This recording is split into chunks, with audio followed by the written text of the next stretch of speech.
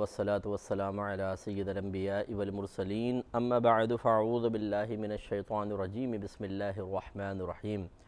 अल्हम्दुलिल्लाह अल-हादी प्रोग्राम में बै के बारे में कलाम चल रहा था कि बै अल्लाह तबारक व तआला ने यानी तिजारत को एक बेहतरीन नफ़ा हासिल करने का ज़रिया मुक़र्रर फरमाया और इससे हासिल होने वाले नफ़े को हलाल करार दिया। हमारी यही आयत हमारे ज़ेरे बहस है। व अहल्लल्लाहुल बैअ व हर्रमर रिबा। अल्लाह ताला फरमाता है कि अल्लाह ताला ने बैअ को हलाल और सूद को हराम फरमाया। लेकिन पिछले प्रोग्राम में मैं आपको यही समझा रहा था कि सिर्फ़ अल्लाह ताला के फरमाना कि ख़रीदो फ़रोख्त हलाल है, ये एक इजमाली बयान है, यानी इसमें कोई तफसील नहीं है। इसका मतलब हरगिज़ ये नहीं है कि हमें बग़ैर किसी शर्त के, बग़ैर किसी कंडीशन के जिस तरह चाहें बैअ करने की इजाज़त दे दी गई है, नहीं, बल्कि सूद लेने देने के अंदर जो सूदी मामला होता है ये भी बाद वक़्त तिजारत के नतीजे में होता है, यानी सूद बाकायदा तिजारत के नतीजे में भी हासिल होता है। इसलिए वो तमाम सूरतें सीखना बहुत ज़रूरी हैं कि जिसकी बिना पर हमारी ख़रीदो फ़रोख्त जायज़ हो और हम सूद में मुलव्वस ना हो जाएं। तो ख़रीदो फ़रोख्त और तिजारत के बारे में काफ़ी सारा मैंने कलाम किया, हराम हलाल की तमीज़ के बारे में, फिर ईमानदार ताजिर के बारे में, कौन कौन सी चीज़ों की तिजारत जायज़ है, किसकी नहीं है, इस पर काफ़ी तफसीली कलाम हुआ। और अब बैय से मुतालिक कुछ मसाइल बेहतर महसूस होता है कि हम ज़िक्र करें। तो पिछले प्रोग्राम में मैंने आपको बताया था कि बैय मुबादलतुल माल बिल माल बित तरादी का नाम है, यानी माल को एक दूसरे को लेना देना, माल के बदले में माल लेना देना बाहम रज़ामंदी के साथ। माल किसे कहते हैं, माल मुतक़व्विम गैर मुतक़व्विम क्या है, इसकी तफसील हम बता चुके हैं। तराज़ी एक दूसरे से बाहम रज़ामंदी के साथ, इसके पूरा मफ़हूम बताया। बेचने वाले को बाय, ख़रीदने वाले को मुश्तरी कहा जाता है। अगर ये ज़बान के ज़रिए हों, कौल के ज़रिए, तो इसको बैअ बिल कौल कह देते हैं और इसके अरकान ईजाब और कबूल होते हैं। जैसे बिअतु मैंने बेचा, ये ईजाब हो गया। दूसरा का इश्तरैतु मैंने ख़रीदा, ये कबूल हो गया।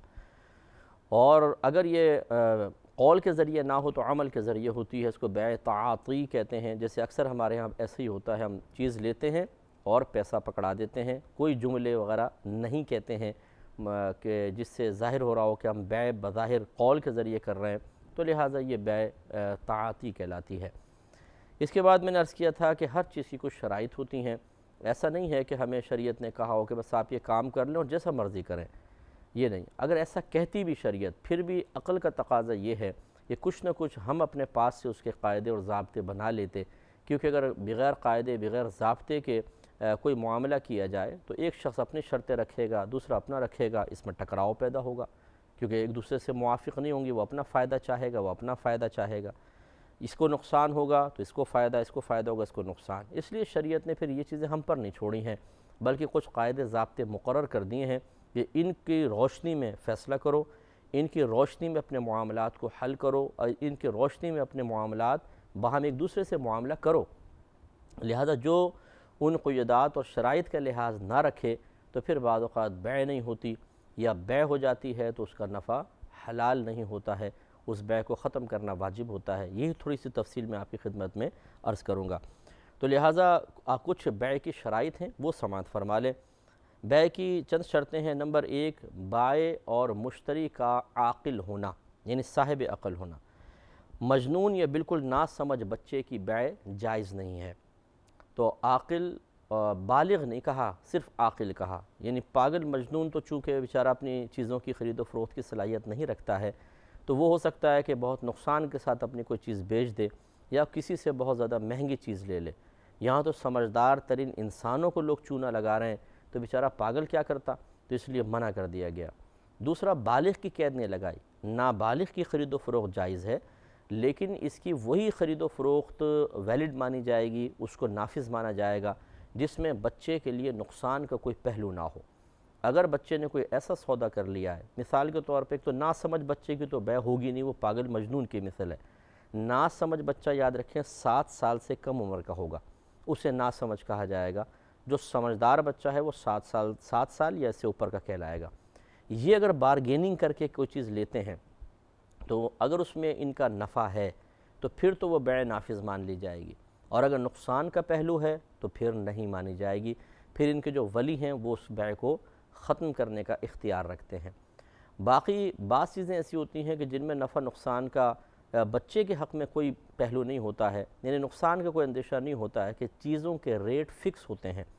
جیسے ٹافی کے ہیں، بسکٹس کے ہیں، چپس کے پیکٹس کے ہیں، یہ ریٹس فکس ہوتے ہیں، لہٰذا بچے اسکول جاتے ہیں، چھوٹے چھوٹے بچے ہوتے ہیں، ناسمجھ 3 سال کا 4 سال کا بچہ، اور وہ جا کے کینٹین سے کوئی چیز خرید رہا ہوتا ہے، تو چونکہ اس کے ریٹ فکس ہوتے ہیں، اس میں اس کے لیے کوئی نقصان کا پہلو تو ہے نہیں، اس میں بارگیننگ نہیں کرنی پڑتی، تو لہٰذا وہ شرعاً بالکل جائز ہے، اس ناسمجھ بچے کی بیع بھی نافذ ہو جائے گی۔ تو خلاصہ کلام یہ ہے کہ جہاں بارگیننگ کا معاملہ ہو تو ناسمجھ کرے چاہے سمجھدار کرے، ناسمجھ کی بیع تو بالکل نہیں مانی جائے گی اس میں بارگیننگ والے معاملے میں، اور سمجھدار بچہ اگر اپنے نفع والی بیع کرتا ہے تو نافذ مانا جائے گا، اور اس کے لیے بہت بڑے نقصان کا پہلو ہو تو اس بیع کو ختم کیا جائے گا، ولی کو اختیار ہے کہ ختم کر لیں، اور اگر اس میں کوئی نقصان کا پہلو نہیں ہے، ریٹ فکس ہیں، تو چاہے ناسمجھ بچہ کرے چاہے سمجھدار کرے، وہ شرعاً جائز ہے۔ دوسرا، عاقد کا متعدد ہونا، یہ میں نے پہلے آپ کو بتایا، عاقد کہتے ہیں عقد کرنے والے کو، عقد کہتے ہیں کوئی بھی مالی معاملہ ہو یا ویسے ہی دوسرے دیگر شادی بیاہ کے معاملات ہوں، اس کو عقد کہا جاتا ہے، تو یہ اس کے کرنے والا عاقد کہلاتا ہے۔ یہ متعدد ہوں، یعنی ایک ہی شخص خریدنے والا اور ایک ہی بیچنے والا ہو، یہ شرعاً جائز نہیں ہے۔ تو لہٰذا مثال کے طور پر میں میرا ادارہ ہے، بالفرض کر لیں، تو کوئی شخص یہ کہتا ہے صاحب یہ پیسے لے لیں اور آپ اپنے ادارے کے لیے کچھ کرسیاں خرید لیجئے گا، اور بالفرض میری ہی کرسی کی دکان ہے، اب میں اس کو پیسے میرے ہاتھ میں آ چکے، کل اختیار مجھے دے دیا، تو یہ نہیں میں کروں گا کہ میں اپنی ہی دکان سے چیزیں خریدوں، کیونکہ یہ میں ہی بائع میں ہی مشتری ہوں، بلکہ مجھے کہیں اور سے لینا چاہیے، کیونکہ اس سے بدگمانی پیدا ہوتی ہے۔ اسی طریقے سے اپنی ہی چیز کو، اپنی گاڑی کو خود خرید رہا ہے انسان، کیا کرے گا، کیا فائدہ اس طرح خریدنے کا؟ تو فائدے کے پہلو ہوں تب بھی منع ہوتا ہے کہ اپنی ہی چیز انسان ایک ہی طرف خود ہی بائع ہو، خود ہی مشتری ہو، یہ شرعاً جائز نہیں ہے۔ تو اس لیے ہاں یہ ہو سکتا ہے،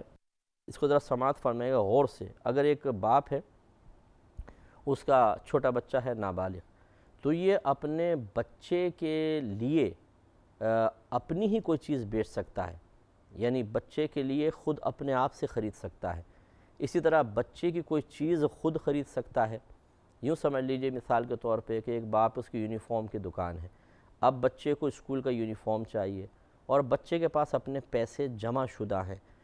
جیسے عیدی وغیرہ میں مل جاتے ہیں، تو یہ کر سکتا ہے کہ بچے کے پیسے اپنے پاس رکھ کر یونیفارم اس کو دے دے۔ اب یہ اپنی ہی چیز گویا کہ خرید رہا ہے اور اپنی ہی چیز بچے کو بیچ رہا ہے، یعنی بچے کا تو مکلف یہ ہے، وکیل ہے،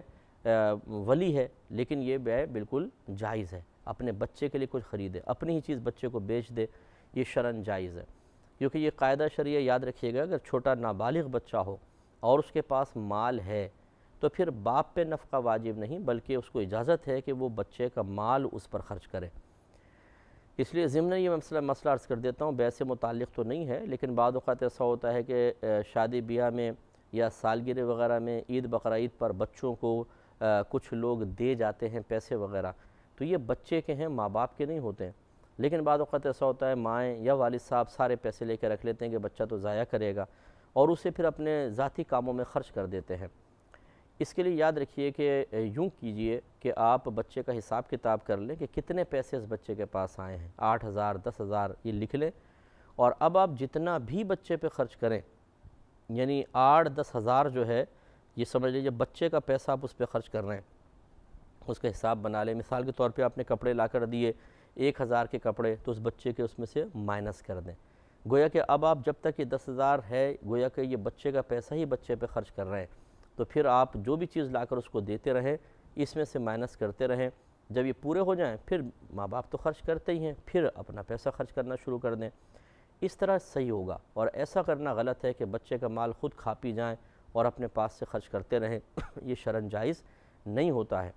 اور اس کو یوں سمجھ لیجئے کہ اگر آج یہ بچہ مر جاتا تو اس کے مال میں وراثت جاری ہوگی، تو اس کے جو جتنے بھی رشتہ دار ہیں، خالی یہ تو نہیں کہ ماں باپ دونوں کو فوراً سارا کا سارا مل جائے گا، بعض صورتوں میں اس کے بھائی بہنوں کو بھی ملے گا، تو لہٰذا معلوم یہ ہوا کہ وہ مال بچے کا مال ہے، اگر بچے کے ہاتھ میں آیا تو اس کا مطلب یہ نہیں ہے کہ ماں باپ یہ سوچیں یہ سارا مال ہماری ملکیت میں آ گیا ہے، جیسے مائیں خاص طور پہ غلطی کرتی ہیں کہ بچوں کی ساری عیدیاں سمیٹ کر اور اس سے خود شاپنگ کر رہی ہوتی ہیں، اور یوں گمان کرتے ہیں ہم خرچ تو کر رہے ہیں بچے پر۔ بچے کا مال بچے پہ پہلے خرچ کریں جتنا آیا ہے، چاہے وہ اپنی ملکیت میں آپ لے لیں، اس کے بعد پھر اپنا مال خرچ کرنا شروع کریں۔ اچھا، اسی طریقے سے بھی جیسے میں نے آپ کو بتایا کہ بچے کی چیز باپ خود خرید سکتا ہے۔ اب اس کو یوں سمجھ لیں، یہ مسئلہ کہاں پہ آپ کو کام دے گا کہ بعض اوقات بچے کی سالگرہ ہوتی ہے، لوگ گفٹ لے کر آتے ہیں، کوئی گڑیا لا کے دیتا ہے، کوئی کاریں لا کر دیتا ہے۔ مثال کے طور پر بچے کے پاس پہلے سے گڑیا موجود ہے، جیسے بچی ہے یا لڑکا ہے تو کاریں اس کے پاس پہلے بہت ساری موجود ہیں، اور ماں باپ یہ نہیں چاہتے ہیں کہ یہ کھول دی جائیں، کھولیں گی تو یہ توڑ پھوڑ کے ضائع کر دے گا۔ تو چونکہ ماں باپ کو آگے کسی کو گفٹ دینا ہوتا ہے، تو یوں جیسے کسی اور بچے کی سالگرہ وغیرہ ہو رہی ہے تو یوں کر سکتے ہیں کہ ان کو سنبھال کے رکھ لیں، اور جب گفٹ دینے کی باری آئے یہ نہیں کر سکتے کہ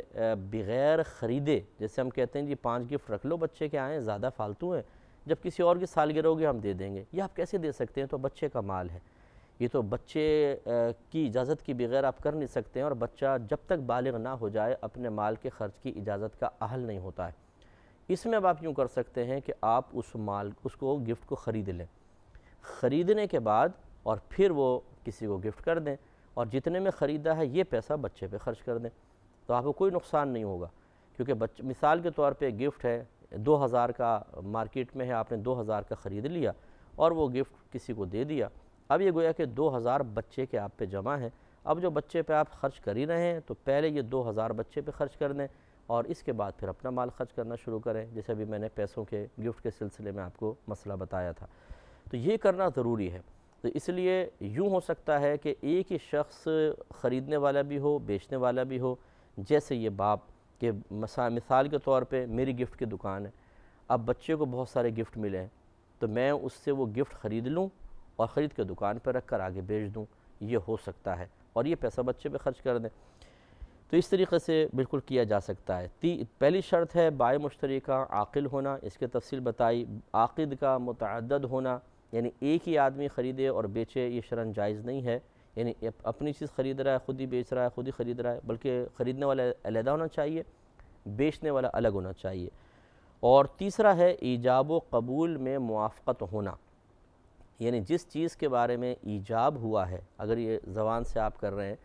بیع کر رہے ہیں، تو جس چیز پر سودا ہوا ہے اسی کے پیسے دیے جائیں گے،